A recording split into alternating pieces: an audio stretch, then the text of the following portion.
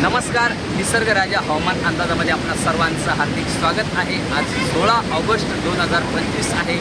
आज मी आता सध्याच्या कंडिशन लासूर गावला आहे आणि या लासूर गावच्या शिवना नदीवर आहे। काल जो छत्रपती संभाजीनगरला पाऊस झाला, जोरदार स्वरूपाचा, बऱ्याच ठिकाणी वाहुणी स्वरूपाचा पाऊस झाला।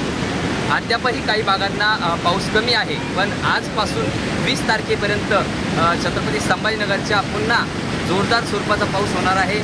वैजापूर तालुक्याला गंगापूर, खुलताबाद, सिल्लोड, सोयगाव, फुलंब्री या सर्व तालुक्यांना प्रॉपर छत्रपती संभाजीनगरला सुद्धा 16 तारखेपासून 20 तारखेपर्यंत पुन्हा जोरदार स्वरूपाचा, वाहुणी स्वरूपाचा पाऊस होणार आहे। आज सध्याच्या कंडिशनला परभणी, जालन्याचा जो पूर्व भाग आहे या भागांना सध्याच्या कंडिशनला जोरदार स्वरूपाचा पाऊस चालू आहे। परभणी झालं, नांदेड झालं, या भागांनाही सध्याच्या कंडिशनला जोरदार पाऊस सकाळच्या सत्रातच चालू आहे।